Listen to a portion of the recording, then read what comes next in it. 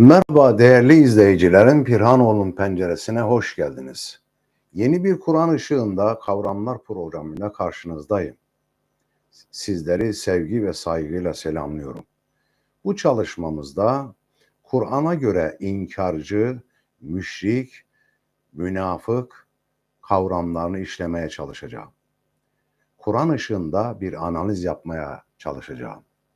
Kur'an'a göre inkarcı, münafık, müşrik tipolojisi nedir? Kur'an'a göre münafığın kişiliği nasıldır? Müşriklerin tipik özellikleri nelerdir? Kafir, inkarcıların söz ve eylemleri nasıldır? Kur'an'ın rehberliğinde bu tipolojilerin günümüz dünyasındaki yansımalarını ve bireyler üzerindeki etkilerini keşfedeceksiniz. Bu değerli bilgileri lütfen kaçırmayınız. Videoyu beğenmeyi ve abone olmayı unutmayın. Yorumlarınızla düşüncelerinizi bizimle paylaşın.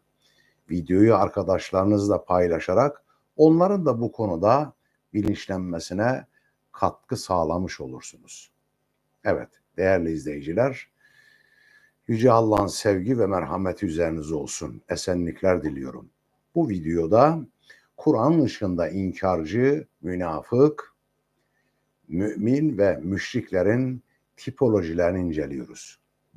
Bu dört farklı karakterin özelliklerini ve Kur'an'daki yerlerini detaylı bir şekilde ele almaya çalışacağım. Mümin, inkarcı, münafık ve müşriklerin davranışları, inanç yapıları, inançları ve toplum üzerindeki etkilerini anlamak için lütfen videomu tamamını başından sonuna kadar izleyip öyle beğeni ve yorumlarınızı yapınız. Kıymetli izleyiciler, toplumsal ve bireysel bu müşrik, münafık, mümin ve kafirlerin toplumsal ve bireysel etkileri nelerdir? Evet, şimdi kavramlarından başlayabiliriz. Mümin insan kimdir? Kur'an-ı Kerim'de insanlar mümin, kafir yani inkarcı, müşrik yani ortak koşan ve münafık yani ikiyüzlü davranan, ikircikli davranan ve çifte standartlı davranan diye dört kısım halinde değerlendirilmektedir. Mümin kalbiyle inanan, diliyle inandığını söyleyen ve ameliyle yani eylem ve davranışları da ona göre dürüst hareket eden kişinin adıdır. Emene kökünden türemiş, inanmış kimse, güvenilen ve güven veren anlamındadır. Müminlerle ilgili Kur'an-ı Kerim'de Bakara suresindeki ayetlerden başlayalım. Emin ol biz sana kitabı hakkıyla indirdik. Onun için dini yalnız kendisine yani Allah'a has kılarak Allah'a ibadet ve kulluk et. İyi bil ki halis din ancak Allah'ındır. Ela lillahi dinul halis. İyi biliniz ki halis din yani arı duru tertemiz din ancak Allah'ındır. Evet, münafık kimdir? Münafık kimlere denir? Sözlükte tarla faresi yuvasına girmek, bir kimse olduğundan başka türlü görünmek. Yani bir kimse gibi görünüyor ama aslında olduğundan farklı görünmek anlamındaki nifak maslarından türemiş bir sıfat. Münafık kelimesi inanmadığı halde kendisini mümin gösteren yani inanmış gibi gösteren kimse demektir. Kalbiyle inanmayan ama dışarıdan inanmış gibi görünen kişi münafıktır. Çünkü diliyle söylüyor ama gerçekte kalbinden inanmış değil. Böylece aslında münafık çok tehlikeli bir tiptir. Çok yönlü bir karaktere sahiptir. Dolayısıyla da yani insanın bir bakıma aldanma noktasında sıkıntılar yaşayabilir. Çünkü o aslında kalbinde inanmıyor ama inanmış gibi davranıyor. Yani sözünden ben de inanmışım, ben de müminim, ben de Müslümanım diyor. Fakat eylem ve davranışlarına, sözün dışındaki eylem ve davranışlarına baktığımızda ise o söylediği, yani dilinden söylediğinin tam tersini yapmış oluyor. Bundan dolayı da çifte standartlı davranmış oluyor veya ikiyüzlü davranmış oluyor. Kur'an'da örneklerinden başlayalım. Bakara suresi 8 ve 10. ayetlerde münafıkların tipik davranışlarından bahsederken Yüce Allah şöyle buyuruyor. Ve minen nasi men yekulu amennâ billahi ve bil yevmil ahiri ve ma hum bimü'minin.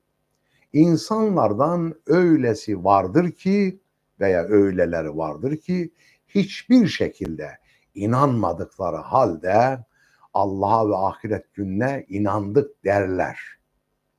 Aslında dilinden söylüyor bunu ama kalben kesinlikle hiçbir şekilde inanmamış ama dilinden inandım. Ben de Allah'a inanıyorum, ahirete inanıyorum derler. Ayetin devamı şöyle buyuruyor. يُخَادِعُونَ اللّٰهَ وَالَّذِينَ آمَنُوا وَمَا يَخْدَعُونَ إِلَّا أَنْفُسَهُمْ وَمَا يَشْعُرُونَ. Onlar Allah'ı ve müminleri güya aldatırlar. Yani bunun için yapıyor. Kendisini mümin, Müslüman gibi gösteriyor. Yani böylece hem Allah'ı hem de Müslümanları, müminleri aldatmış oluyor. Şimdi bakın burada çok tehlikeli bir durum var. Allah'ı da bir bakıma aslında inkar etmiş oluyor ya da görmezlikten, bilmezlikten geliyor ve dolayısıyla da ben de Allah'a inanıyorum diyor. Ve müminleri de ne yapmış oluyor? Böylece aldatmış oluyor. Oysa onlar diyor Allahu Teala kendilerinden başkasını aldatmazlar ve bunun farkına da varmazlar diyor. Enteresan bir şey değil mi? Yani tam bir psikolojik bir durum da var söz konusu burada. Kaldı ki ayetin devamında neden böyle yapıyorlar sorgularsak, yani bu davranışı, bu eylemi, bu şekilde çifte standartlı e, davranışı neden böyle yapıyorlar? Çünkü fi kulubihim maradun fezadehumullahu maradan ve lehum azabun elimun bima kanu yeksibun. Kalplerinde bir hastalık olduğundan dolayı, yani bu hastalık aslında maddi bir hastalık değil, manevi. Manevi bir hastalık ama tabii ki yansımaları da maddi olarak ne yapmış olur? Zararları, yani münafıkların zararları maddi olarak da söz konusu. Yani psikolojik olarak bir hastalık, kendilerini aldatmış oluyorlar, kandırmış oluyorlar. Güya Allah'ı ve müminleri kandırmaya çalışıyorlar ama aslında kendileri orada ne yapıyorlar? Çelişik davranıyorlar. Kendilerine de çelişik davranmış oluyorlar. Dolayısıyla da böyle davranmakla kendilerine de yani psikolojik olarak, ruhsal olarak zarar vermiş oluyorlar. Ama bu marazlı, hastalıklı inanışları bu sefer de fiziki olarak yansıma olunca, yani toplumsal ve sosyal hayatımıza, bireysel hayatımıza ya da komşuluk neyse buna benzer gibi hayatımıza yansımalar ise daha büyük tehlikelere dönüşmüş oluyor. Çünkü insanlar onları inanmış, mümin gibi zannediyorlar fakat oysa ki inanmıyorlar. Dolayısıyla da kendilerini inanmış gösterince bu sefer de insanların aldanmaları söz konusu oluyor. Evet, demek ki kalplerinde bir hastalık var. Allah da bu nedenlerle onların hastalığını artırmıştır. Yalanlamaları sebebiyle onlar için elem verici bir azap vardır. Şimdi bir de yalanlama çıkıyor. Demek ki bir taraftan kendilerini aldatıyorlar. Aslında Allah ve müminleri aldatmış olduğunu zannediyorlar ama kendilerini aldatmış oluyorlar. Ve aynı zamanda tutarsız olduklarından dolayı, yani sözlerinden eylemleri tutarsız.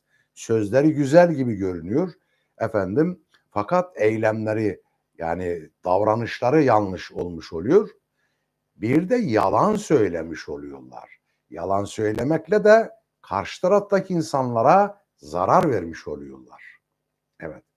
Allah Resulü bu konuda şöyle buyurmuşlardır. Yani münafığın alameti üçtür buyurmuşlar. Konuştukları zaman, söyledikleri zaman yalan söylerler. Yani sözlerinden eylemler birbirine örtüşmez. Sözleri ve eylemleri birbirlerinin farklıdırlar.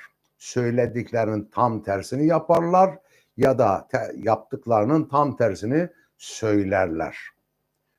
İkincisi, söz verdikleri zaman sözlerinde durmazlar. Üçüncüsü de emanete hıyanet ederler. Yani emaneti zayi ederler buyuruyor. Dolayısıyla da Kur'an-ı Kerim'deki ve Resulullah'ın ifadelerinden gerçekten de münafık olan tiplere, tipolojilere çok dikkat etmek lazım. Nisa suresi 145. ayetinde münafıkların cehennemin en alt tabakasında olacağı bildirilir. Münafıkların aynı zamanda toplumdaki rolleri fitne çıkarmak, güveni zedelemek ve insanları doğru yoldan uzaklaştırmaktır. Keyif suresinde geçen bir ayette "Kul hel nunebbiukum bil ahsarine amala." De ki yaptıkları işler bakımından en çok kaybedenleri size bildirelim mi? Evet. Kimmiş onlar? Bunlar iyi işler yaptıklarını sandıkları halde dünya hayatında çabaları boşa gidenlerdir. Tabii yani münafıkların tipik bir özelliği ve karakteri bu. Onlar ne yapıyorlar? Karşı tarafı aldatma niyetinden, düşüncesinden karşı tarafı aldatmış olduklarını zannediyorlar. Ama oysa ki kendi işlerinde ve dışarıda tutarsız, çelişik davrandıklarından dolayı hem kendilerine zarar vermiş oluyorlar hem de karşı tarafa zarar vermiş oluyorlar ki her bakımdan kaybedenlerden oluyorlar. Evet. Peki müşrik kimdir? Müşrik Allah'a eş ve ortak koşan anlamındadır. Aslında müşrikler Allah'ı inkar etmezler, Allah'a inanırlar. Fakat Allah ile kendi aralarına bir aracılar koyarlar. Yani güçlü bir otorite ya da işte hani İslam'ın ilk dönemlerinde Lat, Menat, Uzza gibi putlar vardı. Yani güçler vardı daha doğrusu bunlar. Put dediğim bir heykel anlamında değil, bir sistem ve düzen anlamındadır. Dolayısıyla da inşallah bir başka programda da buna değinmeye çalışacağım. Yani Lat ne demektir? Menat ne demek? Uzza, Hubel ne anlama gelmektedir günümüzdeki anlamından? Öyle sadece heykel, işte büst şeklinde değerlendirmek doğru değildir. Dolayısıyla da Allah ile kendi aralarına aracı koyanlar. Allah ile birlikte başka ilahlar da edinen. Çünkü o güç ve otoriteler yani Lat, Menat, Uzza dedim. Onları da birer otorite ve ilah olarak kabul etmiş oluyorlar. Dolayısıyla da Allah'tan başka ilaha tapan kimse için kullanılır, müşrikler için kullanılır. Nitekim Allah'tan başkasına tapan mabut olması açısından taptığı şeyi Allah ile eşitlemiş oluyorlar. Allah ile o taptığı şeyler yani araya koydukları şeyler ne yapmış oluyorlar? Allah ile beraber eşitlemiş oluyorlar. Ve aynı zamanda müşriklerin tipik özelliklerinden birisi de her ne yaparlarsa yapsınlar biz yapmıyoruz. Bunu Allah yapıyor. Kur'an-ı Kerim'de çokça ayetler vardır kıymetli izleyiciler. Şöyle derler o müşrikler. Allah dilememiş olsaydı biz müşrik olmazdık. Yani suçu haşa Allah'a atmış oluyorlar. Evet, Yunus suresi 18. ayette müşriklerle ilgili Allahu Teala şöyle buyuruyor. Onlar Allah'tan başka kendilerine fayda da zarar da vermeyecek şeylere tapıyorlar ve bunlar Allah katında bizim şefaatçilerimizdir diyorlar. De ki siz Allah'a göklerde ve yerde onun bilmediği bir şeyi mi haber veriyorsunuz? Allah onların ortak koştukları şeylerden uzaktır, münezzehtir buyuruyor. Rum suresi 31-32. ayetler. Allah'a yönelmiş kimseler olarak diyor ona itaat edin. Yani bu kime kastediyor? Müminleri kastediyor. İnanmış müminleri kastediyor. ona karşı yani Allah'a karşı gelmekten sakının, namazı kılın. Yani namazı, salatı ikame edin, ayağa kaldırın, maddi ve manevi desteklenmeyi ve vakitler içerisinde ritüel halinde kılınan o namazı kılın. Ayağa kaldırın, müşriklerden olmayın. Yani Allah'a eş ve ortak koşanlardan olmayın. Bakın burada da çok ince bir nüans var.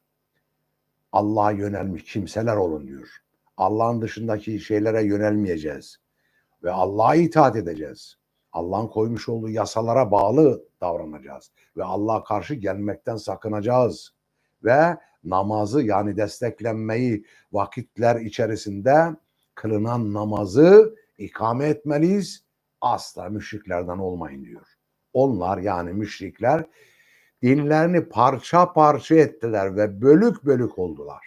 Bakın burada da yine bir mesaj var müminlere. O müşriklerin sıfatlarından özellikleri neymiş onlar? Onlar bölük bölük, parça parça, gruplara, hiziplere, kliklere ayrılmışlar. Yani tefrikaya girmişler. Büyük bir tefrikanın içerisine girmişlerdir. Sakın müminler siz de ayrılmayın. Allah'ın ipinden ve Kur'an'dan uzaklaşmayın. Allah'ın Resulü'nün örnekliğinden uzaklaşmayın. Zira eğer böyle yaparsanız siz de bölük pörçük olursunuz. Her grup diyor kendi yanında olanla sevinmektedir. Yani günümüzde bakın buna bir mesaj da vardır. Müminlerin de böyle çeşitli gruplara ayrılık olmaları kendi içlerinde birbirlerine seviniyorlar, mutlu oluyorlar ama kendi gruplarının, hiziplerinin, mezheplerinin, meşreplerinin dışındaki olan insanların başına ne felaket, ne kötülük, ne zulüm gelirse gelsin hiç ilgilenmiyorlar. Onlar sadece kendilerine yönelik faydalardan mutlu oluyorlar ve kendilerine gelen kötülükten dolayı üzülmüş oluyorlar. Diğer müminleri yani diğer grupları görmezlikten geliyorlar. Burada da çok önemli bir mesaj var bize değerli kardeşlerim. Peki kafir kimdir?